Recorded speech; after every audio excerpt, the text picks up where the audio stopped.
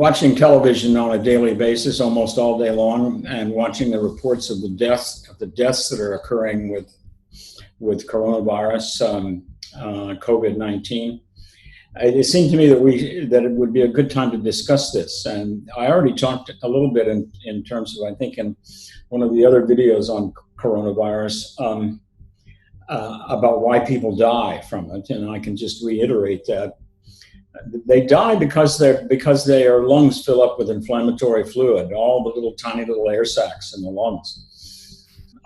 They get infected with the virus. The virus causes, it then gets recognized by the immune system, and the immune system goes in and starts to kill off the lung cells. The virus doesn't do that necessarily all by itself.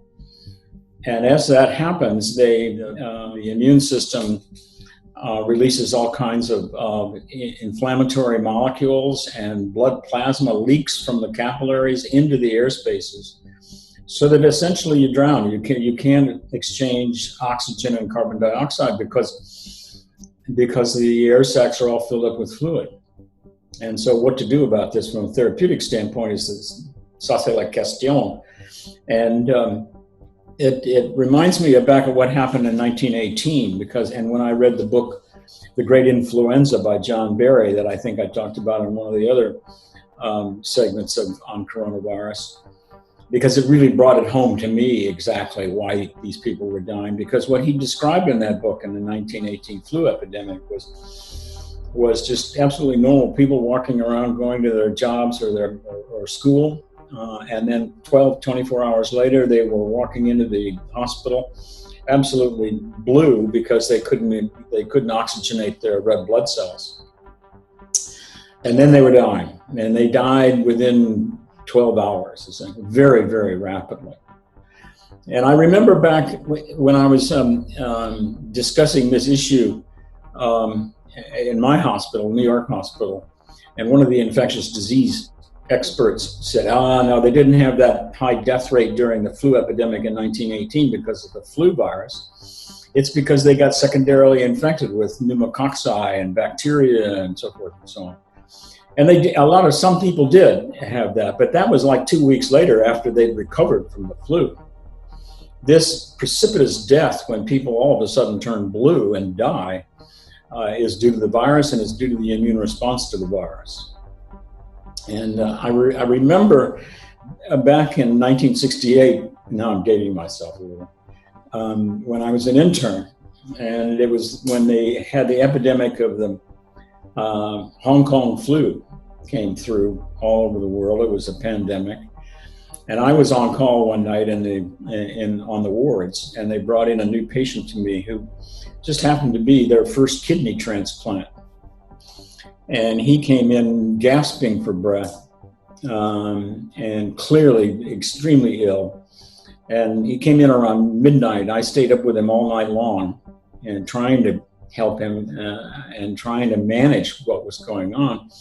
At that time, the only thing we could do was to stick a needle into their brachial artery and draw arterial blood out, and then send it to the lab, and they would tell us how much oxygen the red blood cells had.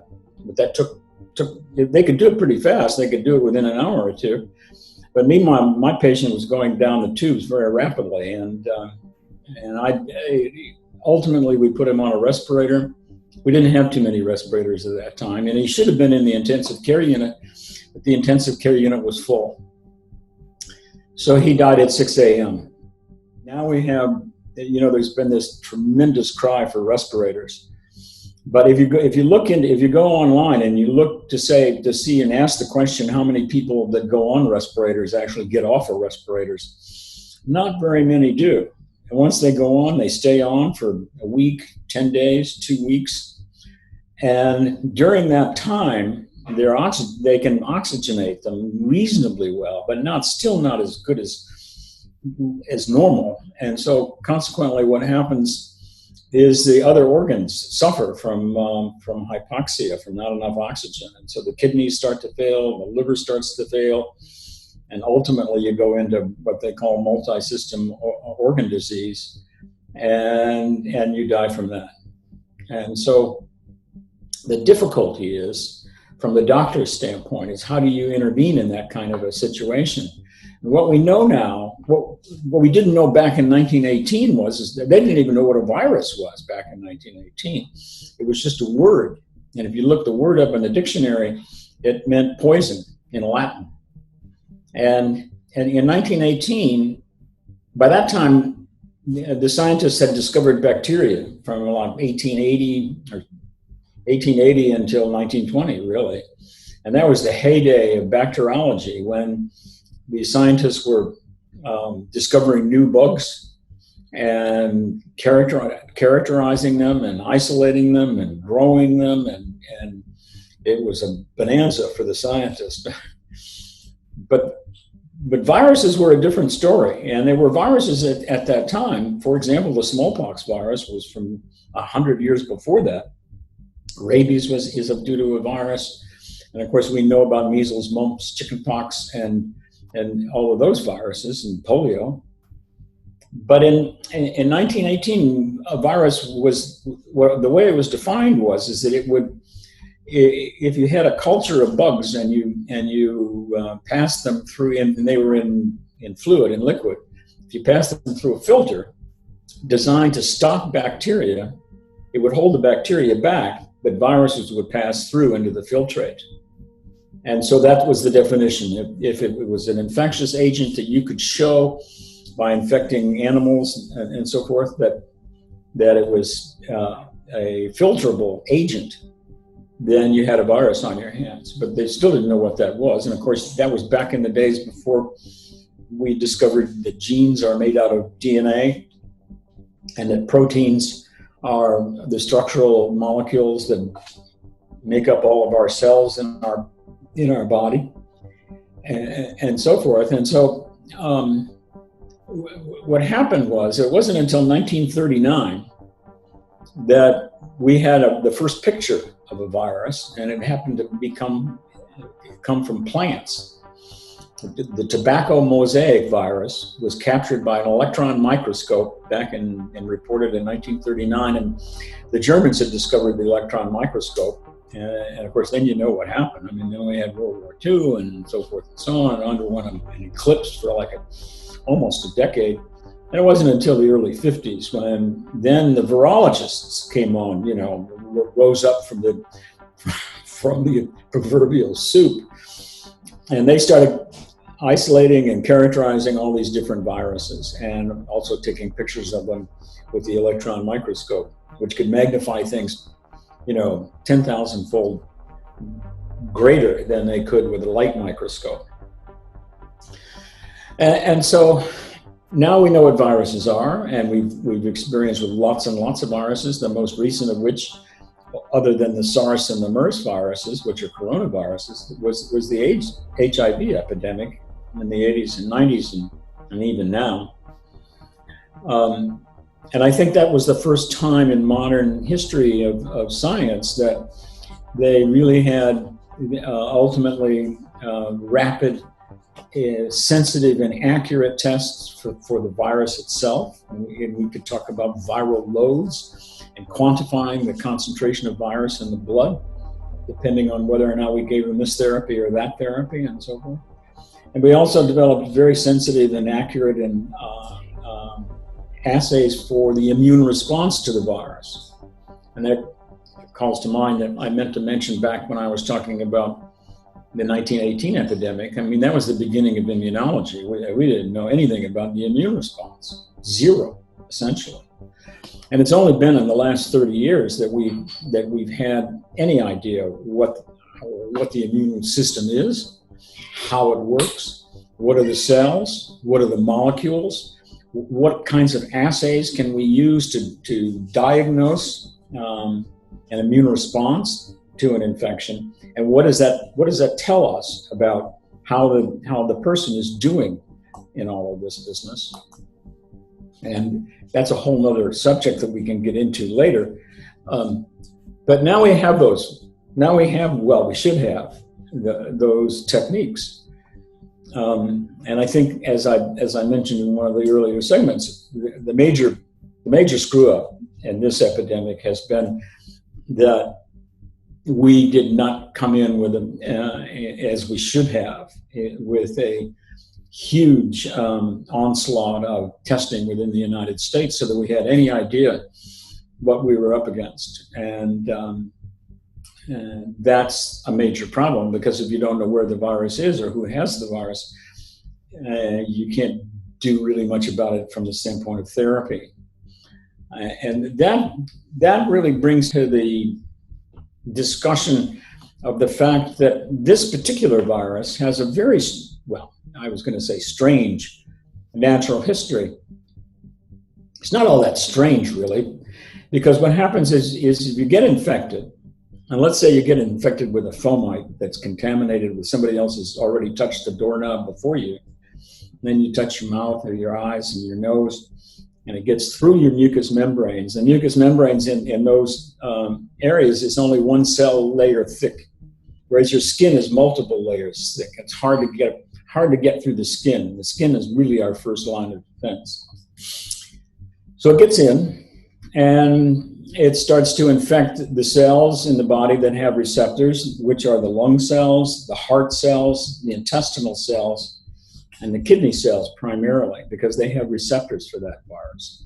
They get into those cells, and the virus cannot do anything unless it's inside of a cell, because it uses all the machinery of the cell to replicate and get ready to make more of itself. That's what its raison d'etre really is. And so once it starts replicating, it replicates and replicates, and then it can kill the cell as it just builds up inside, bursts with all these thousands and thousands of newly replicated viral particles, and then they go and infect other cells. Well, this whole what they call the incubation period of 14 days, let's say, average. I have to touch my nose now. So that's why I didn't become a surgeon. As soon as I put my surgical mask on, I wanted to scratch my nose. So once it replicates to a very high copy number, it starts disseminating throughout the body and binding to other cells that have receptors and replicating more. And it's replicating all this time. The immune system has not kicked in yet. But that's why these people are asymptomatic, because the symptoms don't come from the virus. The symptoms come from the immune response to the virus. And if that hasn't really kicked in yet, and at least on a systemic level, you don't even know you're infected, yet you're shedding virus all over the place. You have it all over your hands and all over your body and so forth. And so you may go out into the community, go to the grocery store and come home, and having picked up a package and then bring it home to your family, and that's the way it's spread and why it's spread so rapidly. But the problem from a therapeutic standpoint is, so what do you do about that? Well, one of the things you can do now today that we couldn't do back in 1918 or in 1968 is that you can administer cytokines that are antiviral, and there are several different molecules that are called interferons, and we know what they do. And the reason they're called interferons is that they interfere with viral replication, and they were first discovered back in 1957. And then in 1965, it was discovered that lymphocytes can make these antiviral molecules. And now there's several different interferons: alpha, beta, gamma, lambda. It's what they've been given Greek names, makes them sound very mysterious. The thing is that they have not been used in these kinds of situations, acute situations. They've been used primarily, or they started to be used in cancer therapy, and they didn't have they weren't the magic bullet that everybody was looking for. But then they started being used for viral infections, other viral infections, and hepatitis C virus is probably the one that comes to mind the most. And up until just a few years ago, it was the only therapy that worked for hepatitis C virus. And I actually treated patients with hepatitis C virus with interferon, and also with interleukin-2, which is the molecule that I discovered. trying to boost up their immune systems. And it would work. And the interferon therapy would work on only, not 100% of the patients, but it would work and it would cure some people. The doses that had been used back in those days, which is not too long ago, were toxic.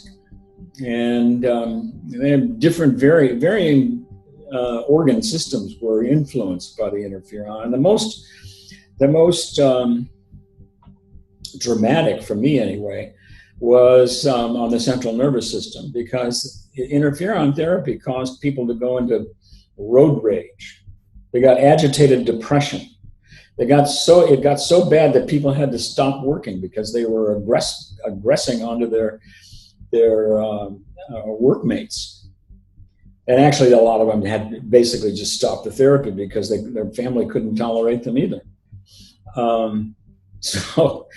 So that what happens when you start to boost up one system is the other organ systems start to become impacted, and that's one example.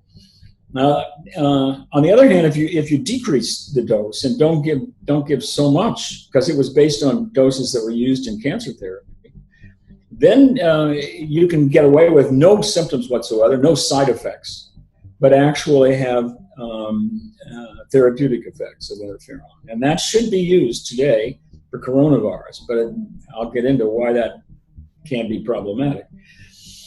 The other molecule, the cytokine that comes to mind, is interleukin-2, which, as I said, I discovered. And I spent 10 or 15 years working up interleukin-2 to be used in HIV therapy as a way to boost up the immune system.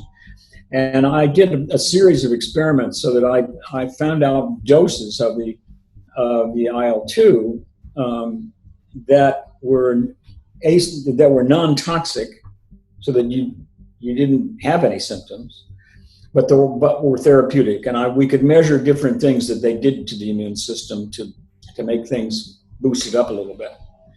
And so that can be used in the coronavirus situation, but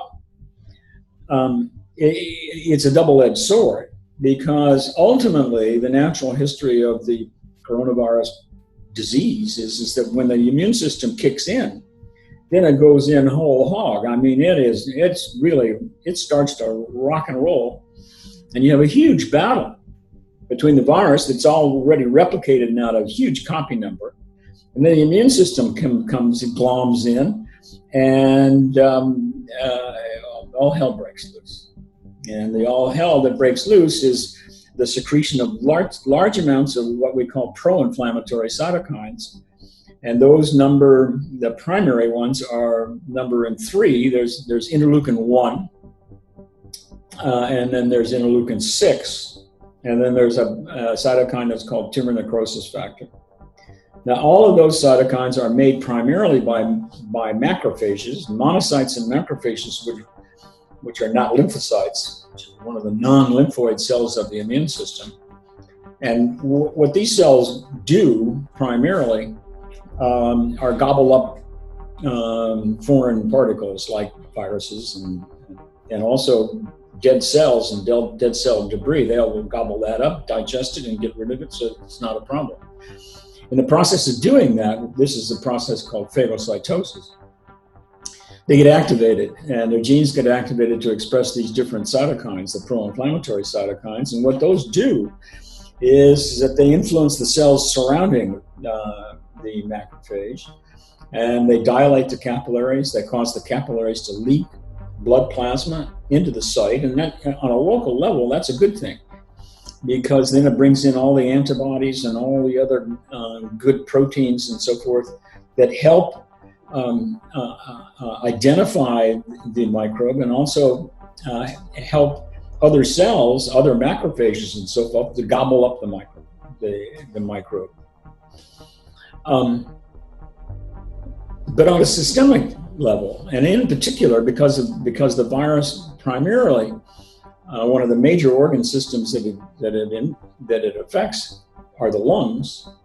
The lungs can't tolerate a lot of fluid in them, and it's just not a good idea.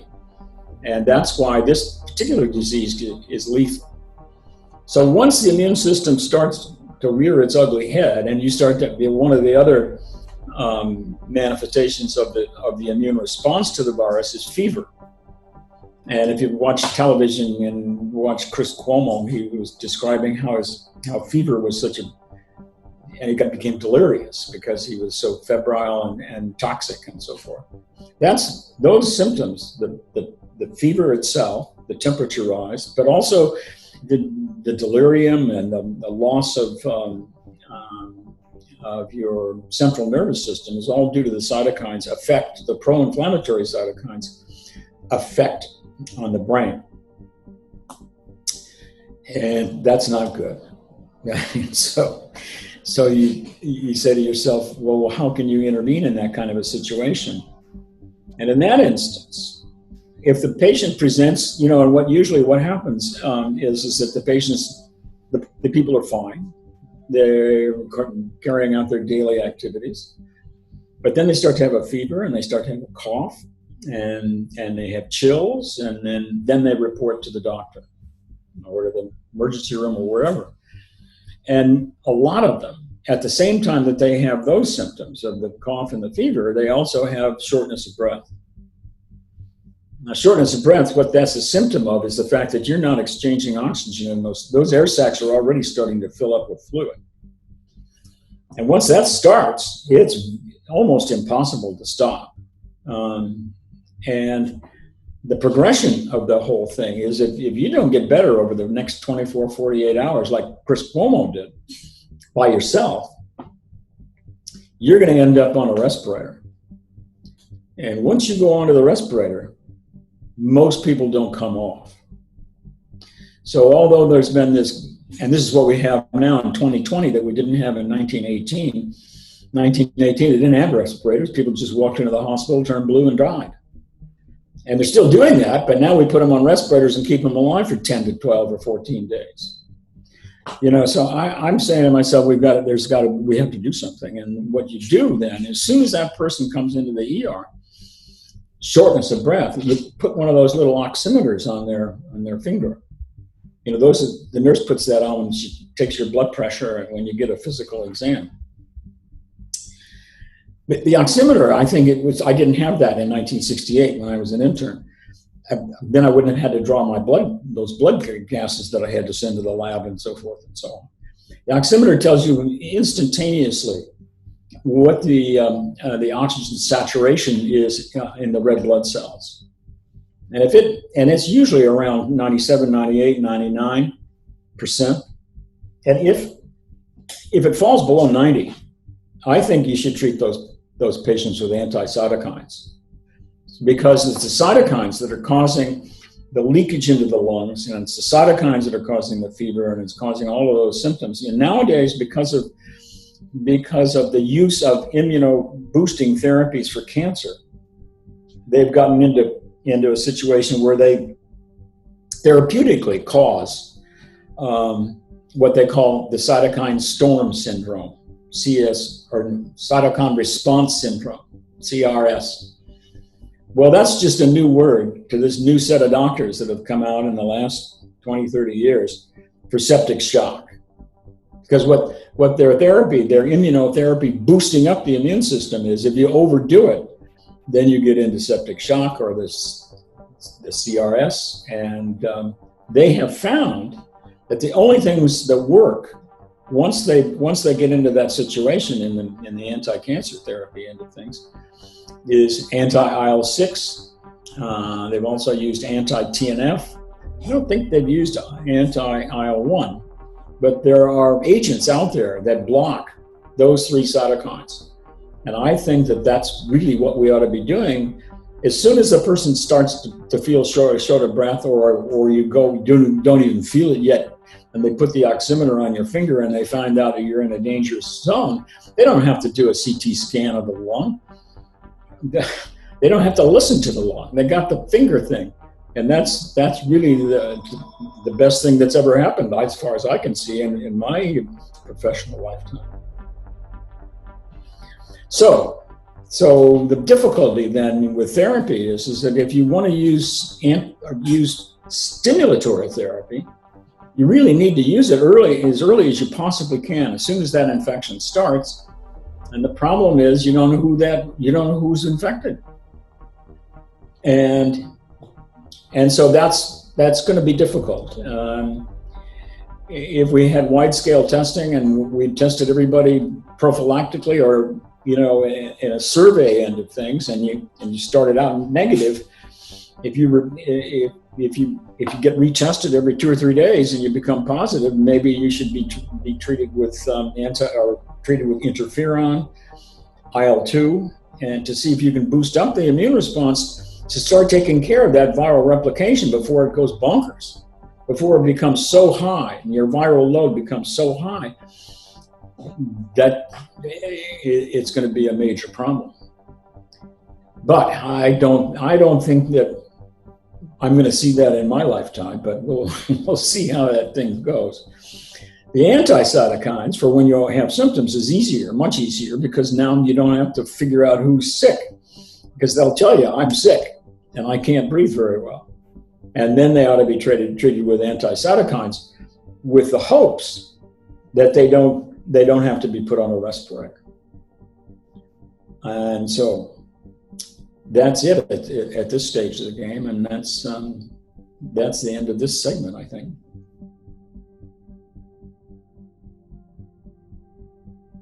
I've had communications from different people that are ER people, and they've been talking about using the anti-cytokines, particularly anti-IL-6, because that's been useful for the cytokine response syndrome in the cancer patients, and so they're more familiar with it. Up until now, it was used for rheumatoid arthritis, and that was it. It hadn't been used in a very acute situation very much, and it's just a matter of I think one of the consequences of this epidemic is that it's now they're going to start to think about that. And in medicine, I found, is a very conservative profession, and which is good, because you don't want to have some crazy doctors out there giving these therapies willy-nilly. But sometimes the hesitancy to use therapies that have not been discovered, and of course we've got this controversy going on with the president pushing chloroquine or hydroxychloroquine, which are old drugs and used way back in the days of malaria and also rheumatoid arthritis, because they're a little bit anti-inflammatory. But they have other problems, and one of them is they have toxicity to the heart rhythm, the innervation of the heart, and which is important to keep the rhythm of the heart beats about once every second, which is unbelievable that it's working that hard just to keep us sitting here, But that rhythm is kept up by a nervous signal that goes through the heart, and these drugs can wreak havoc with that. And so it's not a trivial kind of a thing. The other problem in coronavirus is the receptors for the coronavirus are on the heart muscle cells, on the heart cells. And so the virus itself can infect the heart, and then the immune response to the virus causes what they call a myocarditis, and that's due to the inflammation of the heart that can occur. So, all of these things factor in this, and it's difficult because the patients are really rapidly changing.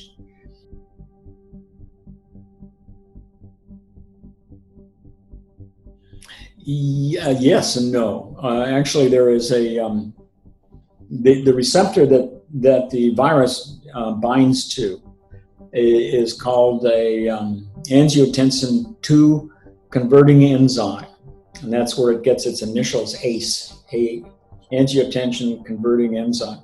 It's a cell surface molecule that's on a lot of cells in the body, and actually there are drugs that block that and are used for high blood pressure, because that's one of the complicated mechanisms that maintains your blood pressure.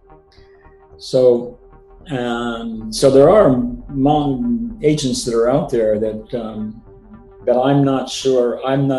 I should, maybe that's for another segment.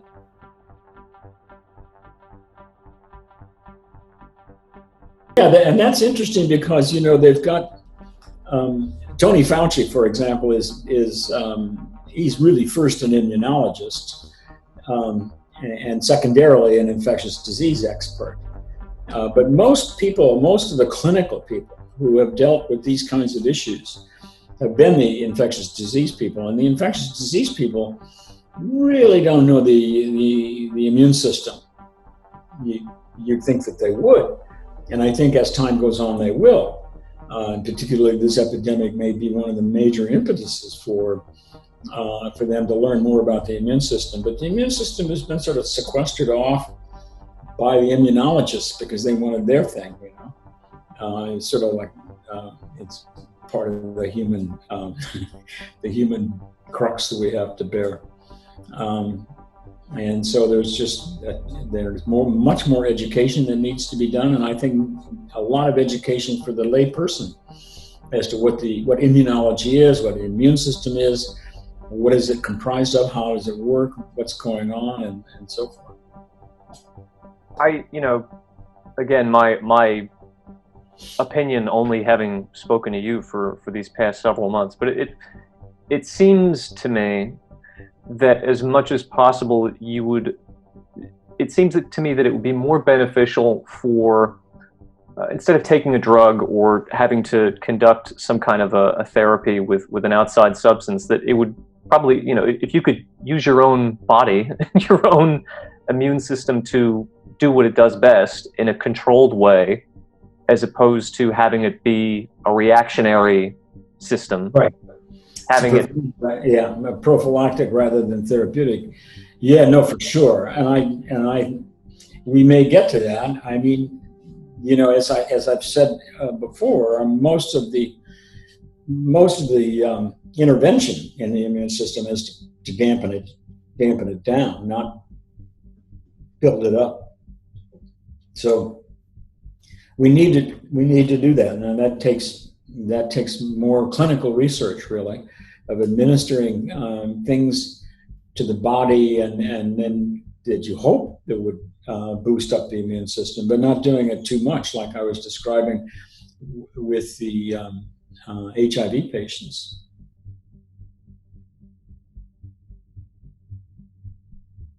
There's one other therapy that I think that people are talking about, and again it's a takeoff from the cancer people, the oncologists, because in order to try to treat cancer, one of the major problems is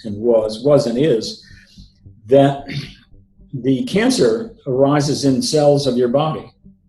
And what the immune system is schooled to be able to do is to recognize your body as self and not react, versus other things, foreign microbes and so forth, that are recognized as non-self, to which the immune system reacts. And so the problem with cancer has been it's been difficult to show that cancer cells, say they arise in the lung, are recognized as non-self because they're self. Why should they become recognized as non-self? The story gets very complicated. But in frustration of not being able to identify an immune response to the cancer cells, the investigators recently, and it was really spearheaded by a fellow across the street at Sloan Kettering, they decided to see if they could genetically engineer T cells by putting a new T cell receptor into the T cell that would recognize the cancer cell. And they started doing this 10, 15 years ago, and working primarily in the mouse and so forth. But now it's hit the big time. It's now, and what they do is they make what they call a chimeric antigen receptor for the T cell. And so they abbreviate that to CAR T cells. And so that's a chimeric antigen receptor T cell. And it has been found to be very helpful and very therapeutic for a certain kind of cancer that is in the immune system, actually the B cells. The B cell lymphomas and leukemias are particularly responsive because they've been able to identify a molecule that the B cells express on their cell surface that can be an antigen, but is not expressed on other cells in the body. And that's the key thing, because when they engineer these CAR T cells and then put them in large numbers, like 1 billion or more, they really start to attack the lymphoma cells. And that's when they've gotten into the cytokine response syndrome problem, because the T cells recognize the cancer cells, and then they release all of their cytokines, and then you have cytokine storm. So one of the things that's been talked about is doing that for coronavirus, is making a chimeric antigen receptor T cell and using that for the coronavirus. And of course, if you're going to do that, the earliest you do that, before the virus has gotten to be very, very high copy number, is when you want to do that. Because what they found in the cancer situation, that if there's a huge tumor load, then that's when they really get into trouble, when they put in the T cells.